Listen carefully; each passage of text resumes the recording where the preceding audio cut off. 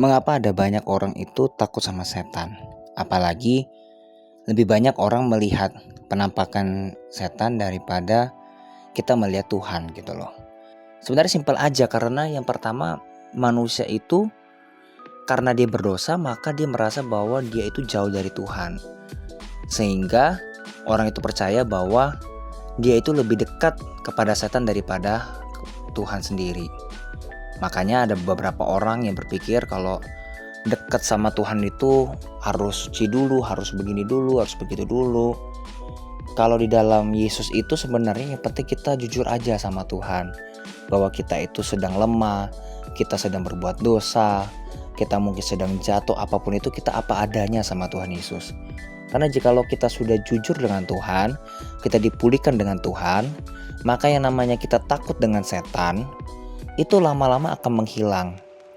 Karena akar dari orang takut sama setan karena dia merasa dia itu tidak berkuasa atas setan itu sendiri.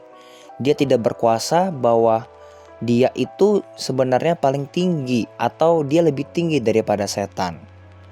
Makanya bagi kamu yang masih takut setan, apalagi masih berpikiran bahwa setan itu bisa menghancurkan saya, setan itu bisa membuat saya jatuh dalam dosa, itu semua benar. Tetapi jikalau kita mempunyai hati yang benar di dalam Tuhan, kita tidak perlu takut akan hal itu.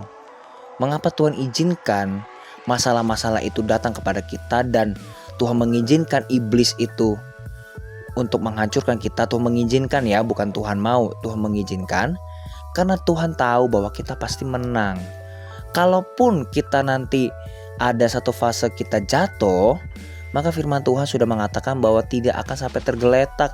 7 kali orang benar jatuh, tidak akan sampai tergeletak, sebab tangan Tuhanlah yang menopangnya. Artinya ketika kita percaya bahwa Tuhan itulah sebagai penopang kita, maka berarti kita percaya bahwa kita bisa melawan segala sesuatu yang ada di luar dari Tuhan, misalnya setan ini.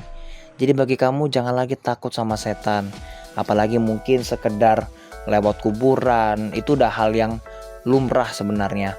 Atau mungkin ke kamar mandi masih takut. Lebih-lebih lagi kalau kita ditakut-takuti orang. Nanti katanya di sana ada setan, di sini ada setan. Kalau kita sebagai orang percaya, kita nggak perlu takut lagi. Bukan berarti kita menantang setan itu, bukan berarti kita mengatakan hal-hal yang sembarangan tentang setan itu. Tetapi jikalau dia mengganggu kita, barulah kita memakai kuasa Tuhan. Tapi kalau kita tidak diganggu sama setan, ya kita nggak perlu cari-cari dia atau nggak cari gara-gara sama dia. Jadi intinya, dekatlah kepada Tuhan, maka ketakutanmu dengan setan pasti akan berkurang.